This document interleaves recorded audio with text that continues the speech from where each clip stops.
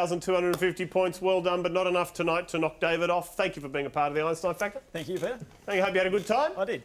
And Maria, 1,650 points. It was so close between you two towards the end there, but pipped at the post. Thank you for being a part of it. Thank you. Ladies and gentlemen, let's give a round of applause to Anthony and Maria and to David, who we'll see in a few weeks' time. And Brains Trust, there you are. We were sad at the end, let's be honest. We were just sad. Can I just say that I actually kept trying to push my hand down and they blocked it. They were blocking me. Unfair. And while we leave the Brains Trust there making excuses into the night, thank you for being here. You have served with distinction as an audience and we loved having you. Some people ask me, why doesn't anyone do wombles on the show? You know, I usually ignore those people. While that is a fairly strange sentence, it is a fair question. So if you'd like to do wombles or any other subject, then check out the website at abc.net.au/Einstein Factor and we'll see you soon. And thank you again for watching the Einstein Factor. Remember the words attributed to Sir Isaac Newton. It's skepsy. Skepsy. What are you, an idiot? Good night.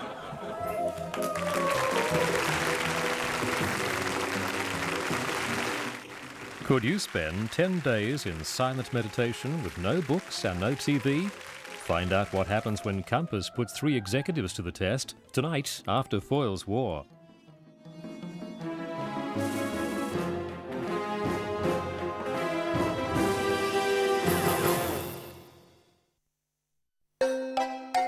Tonight on this Einstein Factor playoff, a public servant whose ace knowledge is anything but barren, a teacher who knows how 2 bakers earned a crust as a doctor, and a writer whose TV subject is a fictional presidential address.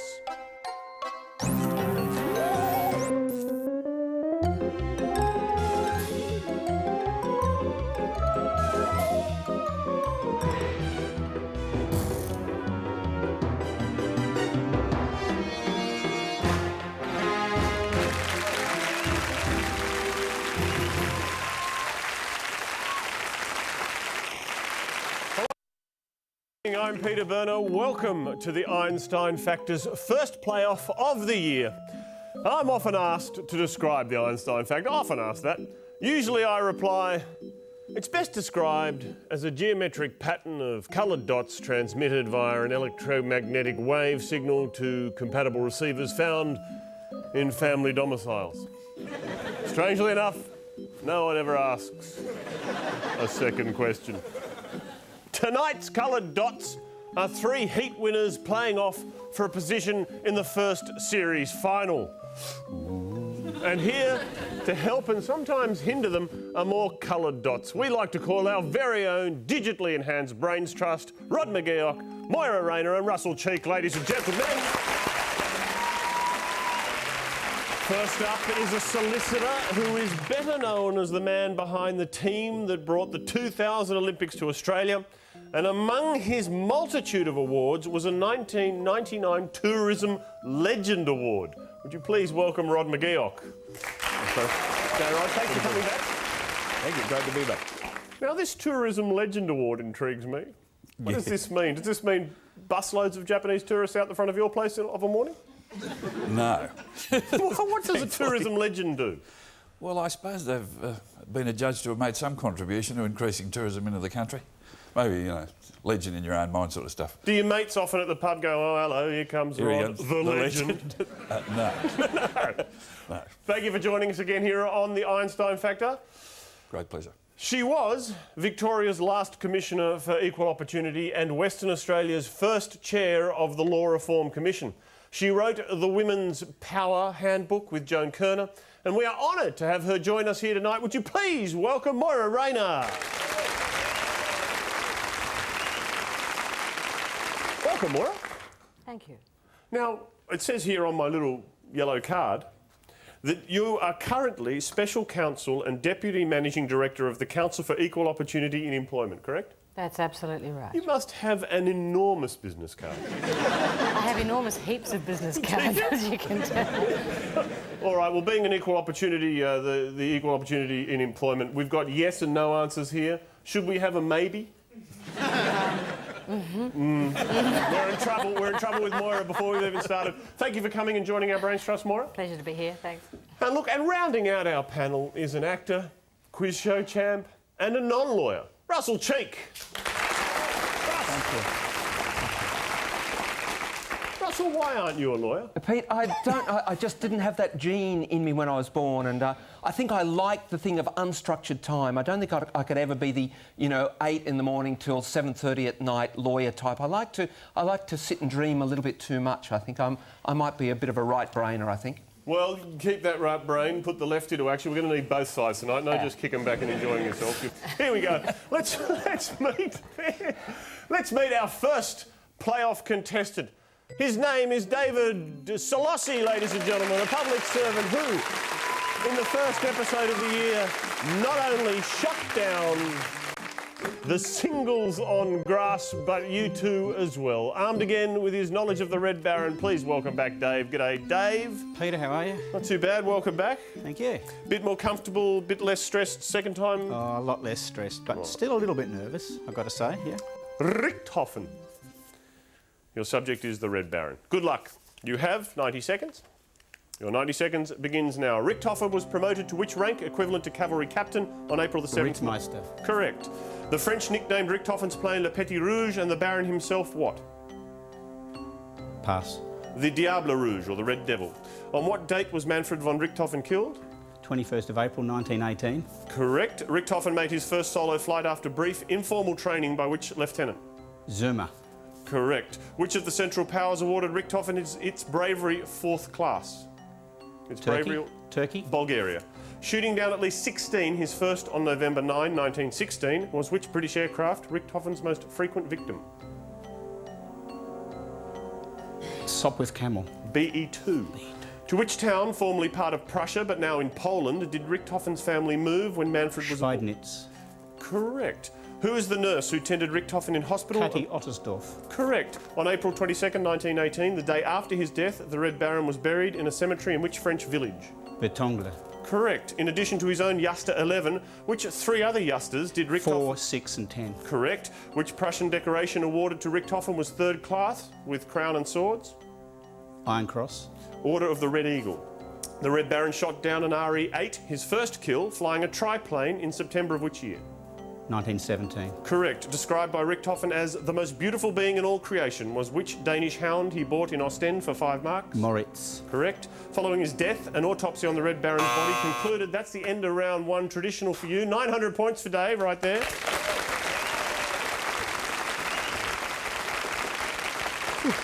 Thank you for answering before I had to get to Jagerschwader 1. That was very kind of you.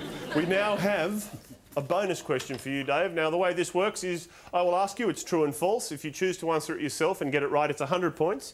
If you think the Brains Trust can help you out and they get it right, that wins you 200 points.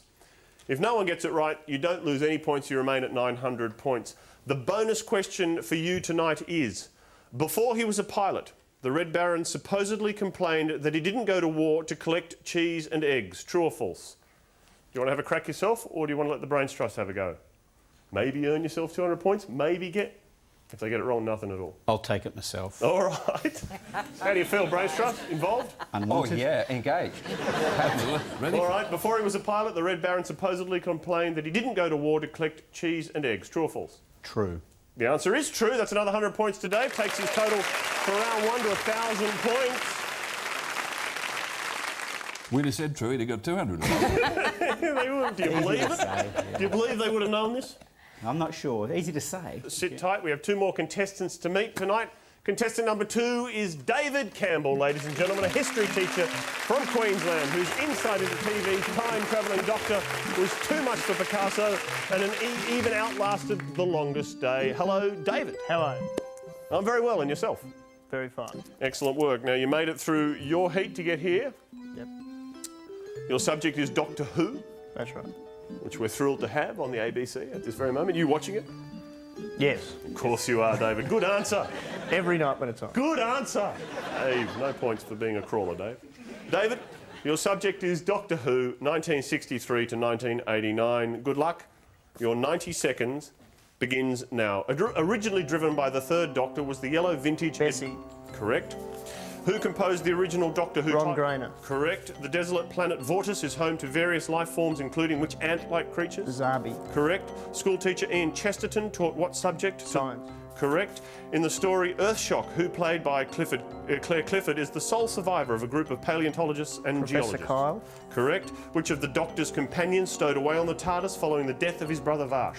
Adric. Correct. In the first episode of The Evil of the Daleks, the TARDIS is stolen from a hangar at which airport? Gatwick. Correct. Featuring the first Doctor, the story The Daleks' Master Plan comprises how many episodes? 12. Correct. On Terminus, what is the drug the Vanir need to survive? Hydromel. Hydromel, correct. In the story Delta and the Bannermen, the Doctor and Mel win a trip to where on Earth? Disneyland. Correct. Which planet that returned to the solar system is the Earth's twin? Mondas. Correct. Constituting the E-Space trilogy are the stories Full Circle, State of Decay, and which other? Warrior's Gate. Correct. Which of the Doctor's companions stays on Gallifrey so she can be with Commander Leela. Andred? Correct. Comprising 4 episodes is which story that introduced the 6th Doctor? The Twin Dilemma. Correct. In the Reboss operation, who sends the Doctor on a quest to collect... The White Guardian. Correct. That is the end of your official 15 questions, David. And you scored 1,500 points. Hello. Okay, I will tell him. What are you wearing? Okay, never mind. All right, David, we've just had the judges review the tape. Apparently a question when I asked the drug needed to survive the effects of radiation, you said hydromo? I thought you said hydromel. The correct answer is hydromel anyway. They've reviewed the tape. We have to deduct 100 points from your score. Are you cool with that? Brings you back to 14. Yeah, I ask you if you're cool. No, I'm not cool, mate. Step outside. 1,400 points for you, but you still have your bonus question to go, David. Okay. And your bonus question is this. Doctor Who is the longest running sci-fi series ever made for television. True or false? Now, if you choose to answer it yourself, 100 points. If you let the brains trust have a crack, it's 50-50. How wrong could they be? 200 points. What do you think? Trust us, David. Trust us. I'll pass it to the brain. Oh, he's confident. Just joking, just joking. So was I. What do you reckon, Brains Trust? I'm going with true. Me too. I'd say true. True. You all believe it's the longest running sci-fi series ever made for television? Yes, we do. You're a lucky boy, David. True is correct. Takes David to 1,600 points. No worries. Any time, David, any time. Believe it or not, 695 episodes were made for TV. The ABC will soon be airing the 300th episode. So tune in 6 p.m. Monday to Thursday on the ABC. Gratuitous cross-promote. All right, our final playoff contestant is Alicia Sometimes, ladies and gentlemen, a writer and teacher who used her West Wing to fly away from Martin Luther and the damn Yankees. Hello again, Alicia. Hi, Berner. Sometimes is back. All right, here we go, Ms. Sometimes. Your subject is the West Wing. Settle in, here we go. You've got 90 seconds. Good luck. Your 90 seconds begins now. First run episodes of the West Wing are shown in the US on which network? NBC. Correct. Who was the last Republican president to occupy the White House prior to Jed Bartlett? Pass. Owen Lasseter. Covering the White House, Danny Concannon is a reporter for which newspaper?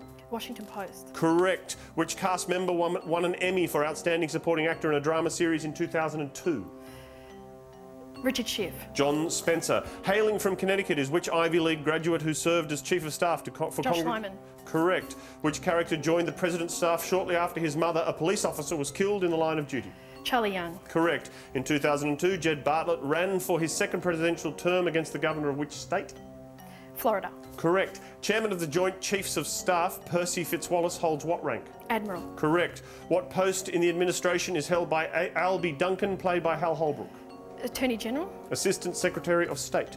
What is the Secret Service nickname of the President Bartlett's daughter, Zoe? Bookbag. Correct. In the episode Shibboleth, a shipload of illegal Chinese immigrants arrives at which Californian city? San Diego. Correct. Charged in early 2005 with drink driving was which actress who plays the First Lady? Stockard Channing. Correct. In the episode Arctic Radar, Donna asks Josh to find out if which character likes her? Jack Reese. Correct. Which company in association with Warner Brothers Television produces The West Wing? HBO. John Wells Productions. President Bartlett claims that a signatory to the Declaration of Independence. Alicia, that's the end of regulation time. 1,000 points. Not too shabby. You only missed on the one, there was only one question remaining of your 15, but here is your bonus question. True or false? Once again. The last real-life president, according to the world of the West Wing, is Gerald Ford. True or false? Have a crack yourself and get it right. 100, 200 if the Brains Trust know it. They look like wing nuts. I wish I'd thought of that. That's good. I know the answer to that. Oh, then it's a big punt. Do you want the... I'll throw it to them. I love this. People just throwing points away willy-nilly. Brains Trust. The last real-life president, according to the world of the West Wing, is Gerald Ford. True or false? I'm going false. I'm going false. I don't know. What do you reckon, Moira? Are you going to go true or false? Well, it doesn't matter. It's obviously going to be false. Majority vote, so whatever I think doesn't matter. So, All right. Majority rule. Brains Trust reckon it's false. What would you have said? No, we know what. False it is. Correct. It's another 200 points to Alicia. Takes her score to 1,200 points. The last real-life president, according to the world of the West Wing, is Richard Nixon. Nodding Alicia sometimes there. All right, let's have a look at the scores at the end of round one. Dave is on 1,000 points, Alicia is on 1,200 points, and David is out in front on 1,600 points.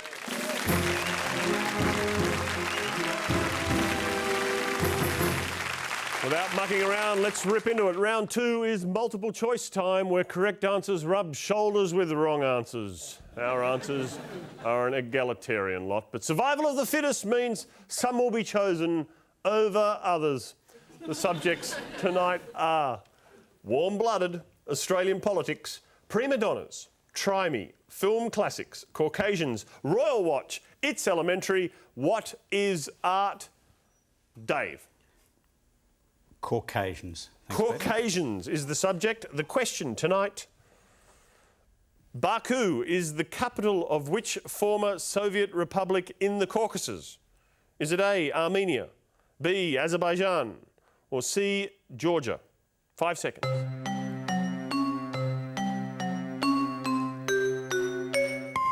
Contestants have made their selection. Brains Trust. Baku, yes. We know this, Pete. It's good, it's good. We're good, we feel good about ourselves. It's Azerbaijan. Because otherwise it would be Tbilisi for Georgia or Yerevan for Armenia. So there you go. Oh, yeah, look at this, the confidence of the Brains Trust. We didn't come here for nothing at all. No, you didn't. We were. All right, they reckon it's B, Azerbaijan. Let's see what our contestants believed it was. A B, an A and an A. The correct answer is indeed B, Azerbaijan. Well done, Dave. Well done, Brains Trust. Let's go with David. Film classics, thanks. Film classics is the subject. The question tonight is, which playing card is central to the plot in 1962's The Manchurian Candidate? Is it A, Jack of Hearts, B, King of Clubs, or C, Queen of Diamonds? 5 seconds.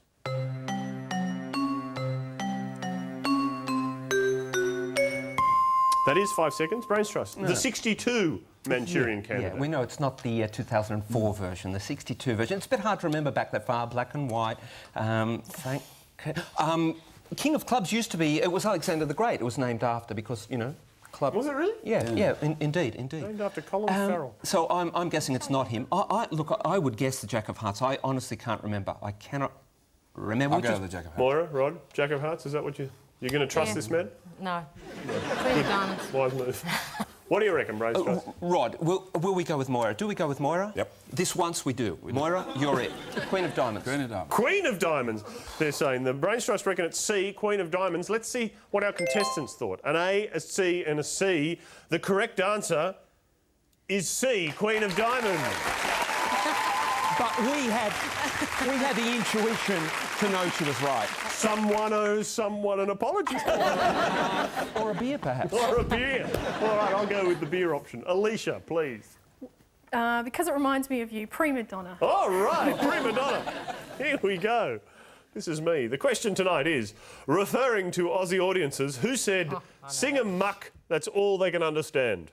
Was it A, Maria Callas, B, Dame Nellie Melba, or C, Dame Kiri Tikanawa? 5 seconds. Sing 'em muck, that's all they can understand. That is 5 seconds. Brains trust. Do you really think a New Zealander would say that to an Australian? Sing 'em up, Dame Kiri would never say that to an Australian. No, New Zealander would never say that to No, us. we're pretty sure of this, aren't we? Yeah, we absolutely It's do. hard to imagine Aristotle and S's girlfriend saying it either. Yeah. Which leaves... An Australian. Neve's an Aussie. You reckon you're going with B, are you? Yep. My word, Absolutely. Miss Patchett. You're going with, they reckon Dame Nellie Melba was Singham Muck. Let's see where our contestants went. B, everyone thinks it's Dame Nellie Melba. Well, it is indeed a Dame Nellie Melba. She's the one that said Singham Muck. That's all they can understand. As opposed to James Rain from Australian Crawl, who said sing anything no one can understand. Let us go back to Dave. Ooh, try me. All right, Dave. Dave. All right. Here we go. The question is, which sport is the middle leg in an Olympic triathlon? Is it A, cycling, B, running, or C, swimming? 5 seconds. The middle leg in an Olympic triathlon. Throw it to the Brains Trust. Cycling. There we go. Righto. It's cycling. Yeah, it's cycling. Pete, by the way, it's cycling. I think we're fairly confident the Brains Trust reckon it's cycling. All right, they've gone with A, cycling, without wasting any time at all. Let's see where our contestants went. A, and a B. The correct answer, I don't know, is McGeoch right? Oh, well, there you go. Cycling, it is. Well done.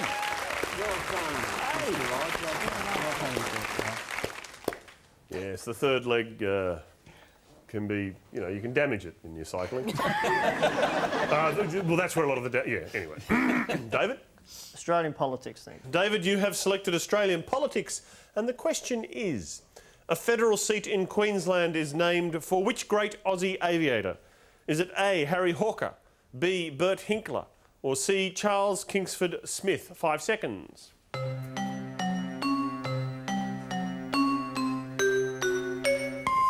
Brains Trust. Well, we think originally they wanted to call the seat Bert, but Queensland wouldn't have a bar of it. That's true, isn't it? And so they decided to call it Hinkler. Hinkler. Hinkler. The seat of Hinkler. It's All right. got a ring to it? Yeah. Sounds like. All right, the seat of Hinkler is what the Brains Trust reckon it is. Let's see what our contestants reckon. A C, a B and a C. The correct answer is B, Hinkler. Bert Hinkler has the seat named after him. Apparently, if you win Hinkler, once you get to Canberra, it guarantees you a window seat. Alicia. It should say what is the Einstein Factor, but what is art? Oh, you're good to me. What is art? Here we go, Alicia, sometimes. What is Marcel Duchamp's Fountain, voted the most influential work of modern art ever? What is Marcel Duchamp's Fountain? Is it A, a basin, B, a hose, or C, a urinal? 5 seconds. Marcel Duchamp's Fountain. Brains Trust. It Is a urinal. Yeah. Cost him £2 to get in, but he had to monumentalise it. A urinal. Yep. Confidence there? Oh, yeah. From the Brains Trust, Marcel Duchamp's Fountain is a urinal. That is C. What do our contestants believe it was? An A, and a C. The correct answer is C, urinal, Marcel Duchamp's Fountain.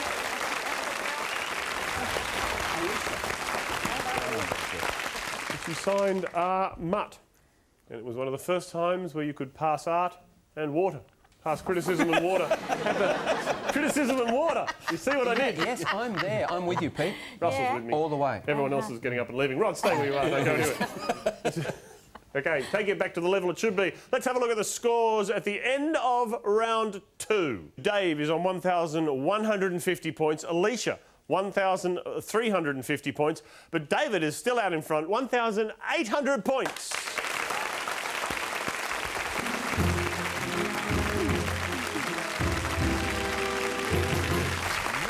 To go until we find the year's first series finalist. Round 3 is all about being fastest on the buzzer. It also helps if you know the answer to the question. You will lose points if you get it wrong. Good luck, everyone, by the way. So much power. In December 2004, who became the new leader of the Australian Democrats? Speaks volumes, doesn't it? I think the little strangled chicken got in first. Lynn Allison was the answer we were looking for. What is the former name of the Indian city Kolkata? Brains trust. Mumbai. Incorrect. Calcutta. Calcutta. Yeah. Which comedian and star of the 1980 film 9 to 5 has a role? David? Pass. Have the role on TV's West Wing. Lily Tomlin is the answer. In December 2004, which cricketing country became the first to win 5 Test series in a single... David? Australia. Correct, in a single year. The Red Baron won which famous German award for bravery reinstituted, Dave? Paul Merit. The Iron Cross, reinstituted in 1914. What given name is shared by a member of the Beatles and an author of the Gospels? David? John. John is correct.